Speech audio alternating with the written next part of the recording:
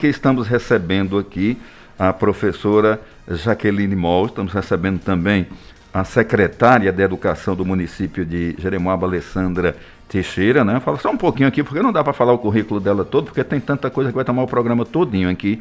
Mas ela é professora titular da Faculdade de Educação e professora colaboradora do programa de pós-graduação Educação e Ciência, Química da Vida e Saúde, né? Também é da Universidade Federal do Rio Grande do Sul, professora titular do programa de pós-graduação em Educação da Universidade Regional Integrada do Alto do Uruguai, das Missões Campos de Frederico, cursou graduação em Pedagogia pelo Centro de Ensino Superior em Erechim. Olha, gente, é coisa demais, depois você fala aí. Viacena, me desculpa que não dá para ler porque o tempo da gente é corrido. Não, só para você ter uma ideia de quem e com quem a gente vai conversar a partir de agora. E hoje está sendo lançado aqui um programa novo. Eu vou começar cumprimentando aqui a secretária Alessandra, depois a gente fala com a professora. Alessandra, boa tarde. Fala aí um pouquinho desse programa. Boa tarde, Alberto. Né? Hoje é um dia de grande satisfação e alegria, né? Estarmos implantando o programa de ensino em tempo integral no nosso município. Né? Programa esse que tem como objetivo enfrentar situações de vulnerabilidade e de risco social que vivenciam crianças, adolescentes e jovens. Então, é uma ação intersetorial. Né? Na verdade, a gente vai fugir um pouco, ou tentar fugir daquela ideia que aprender é só estar ali na escola durante 4 horas, né, durante o tempo que é permitido. Nós vamos ampliar esse tempo da escola e a qualidade também de ensino.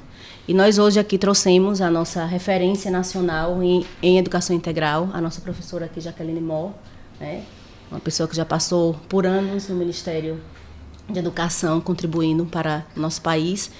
E hoje nós temos a honra, o prazer de estar recebendo aqui no nosso município, né, essa professora que vem somar, né, que vem nos ajudar a fazer esse novo tipo de educação.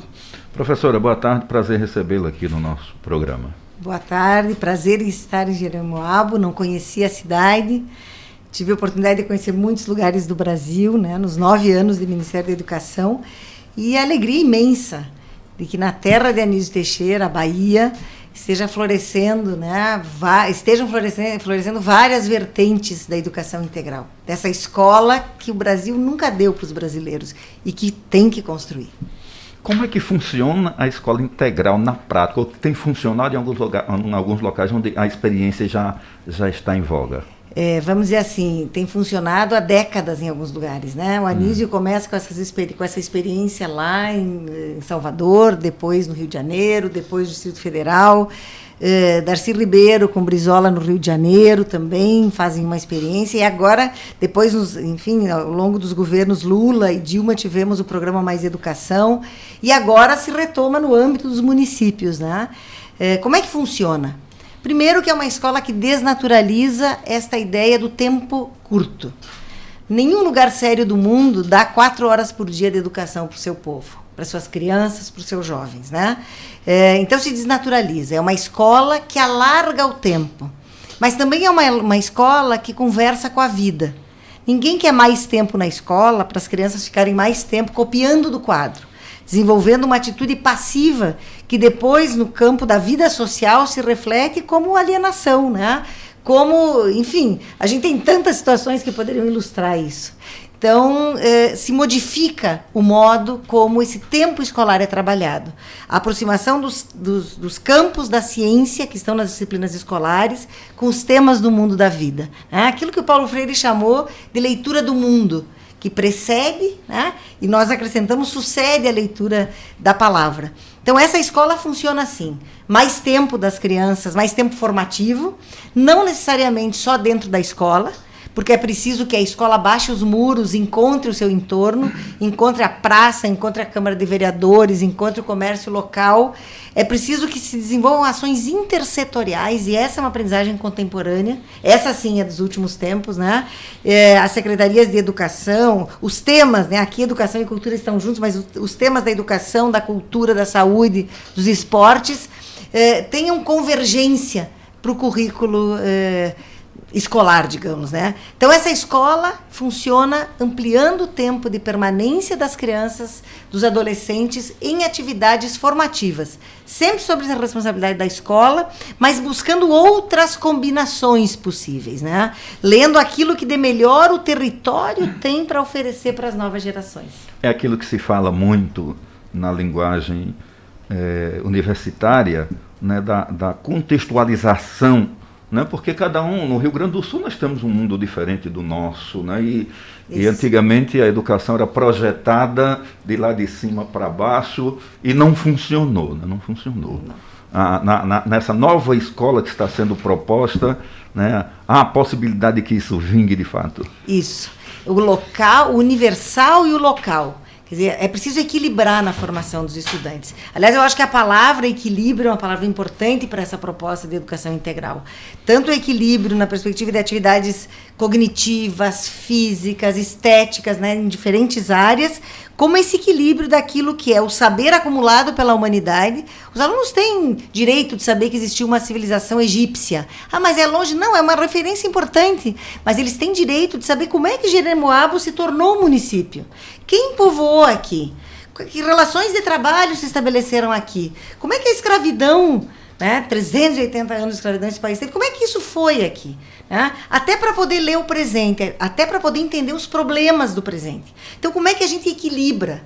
E escola não é só para fazer prova, né? Nós estamos vivendo uma ilusão muito grande no Brasil, que ganha cada vez mais adeptos, infelizmente, que a escola é um lugar onde se ensina um monte de conteúdos para fazer provas, para classificar os alunos, e aí para ver mais ou menos quem vai ser absorvido pelo sistema, inclusive de trabalho, e os muitos que vão ficar de fora.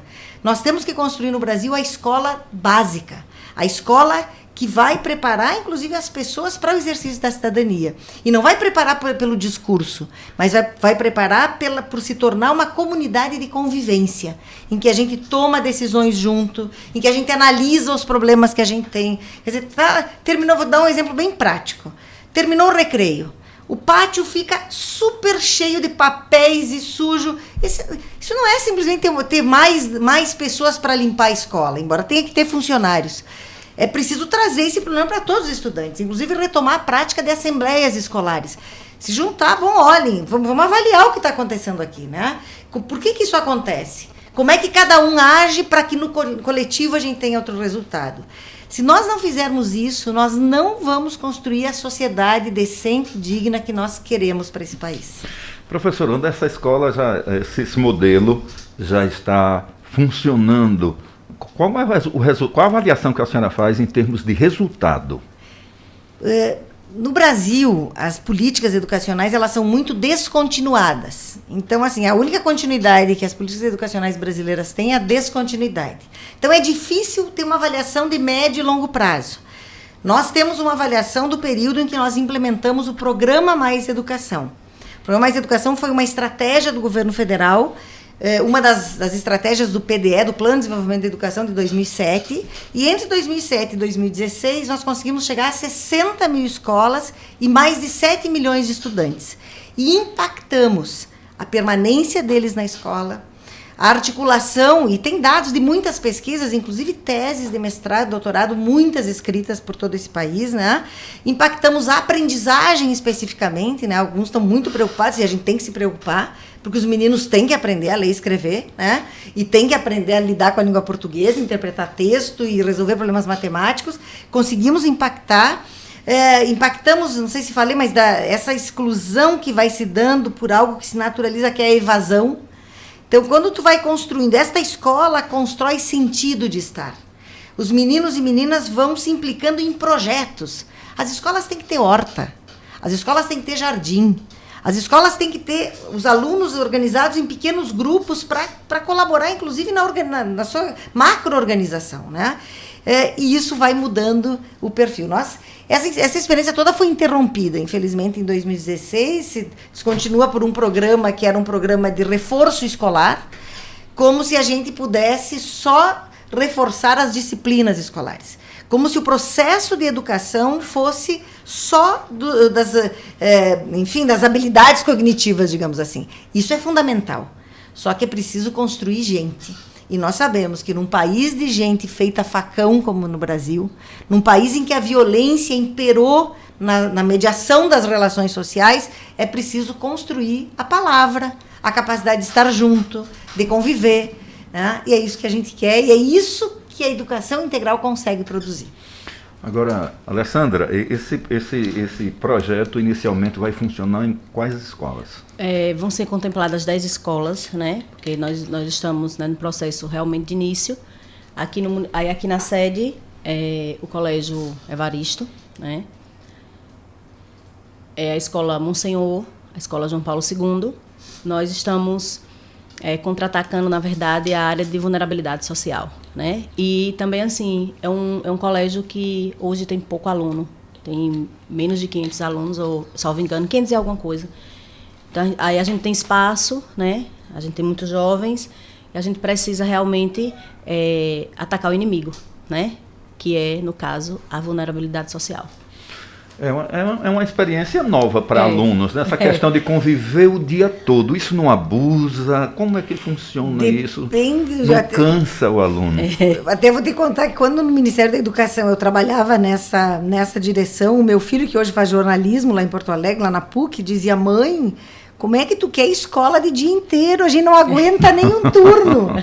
Pois então, é que não é a repetição dessa mesma escola. Fazer educação integral, ampliar o tempo, significa fazer um esforço para mudar a organização desse tempo.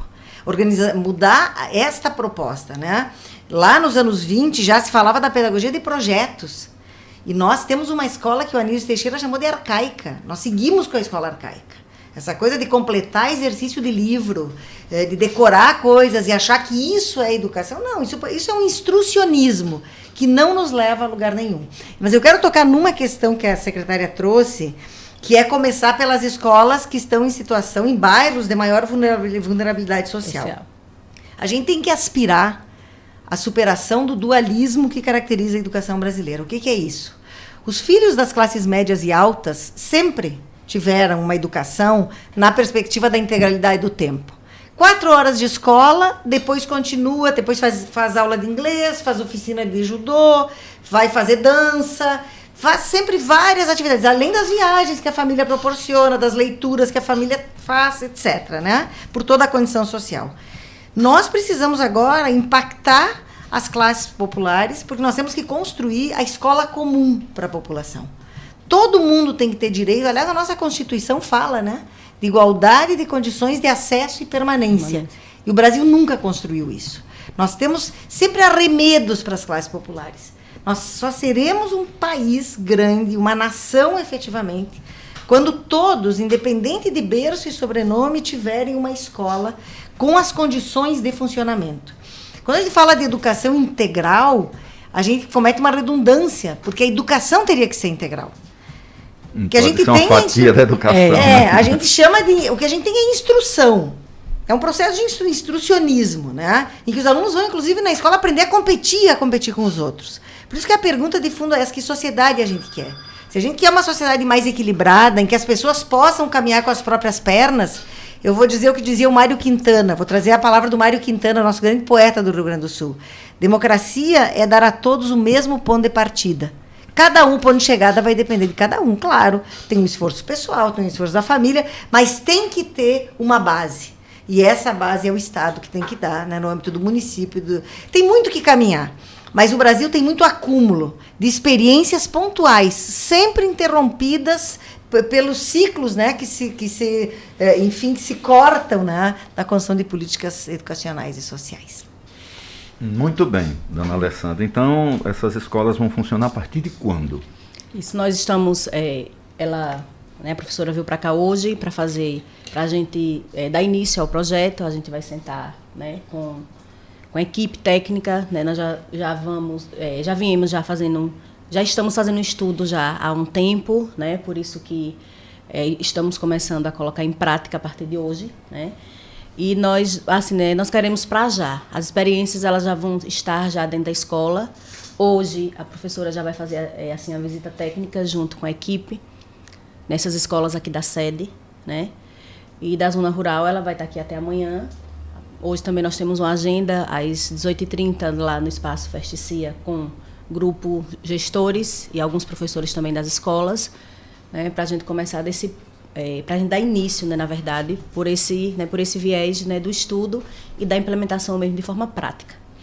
Muito bem, eu sei que vocês têm muita coisa para pontuar, pode deixar, né? E professor tem isso, né? Professor tem esse é o dom da palavra, né? Eu costumo dizer, quando a gente está num estabelecimento, que um professor levanta e se posiciona, todo mundo vira ali um pedagogo, ó. Vai lá que é um pedagogo. Isso é uma característica do professor, né? Então, eu gostaria que, porque eu não tenho muito tempo hoje, né? Demorou um pouquinho, eu não tenho muito tempo para você pontuar o que for de mais importante para a gente fechar aqui. Quero deixar aqui um abraço ao nosso prefeito, né? Que esteve com a gente hoje já desde cedo, que a gente está nesse encontro, né? Na verdade, é um encontro. A gente teve esse encontro já desde cedo. E quero aqui, né, dizer a todos, a todo mundo, né, dizer à população que nós estamos aqui hoje dando o início a um novo ciclo, a educação que seremos a partir de hoje, né, a partir desse ponto de partida da educação integral.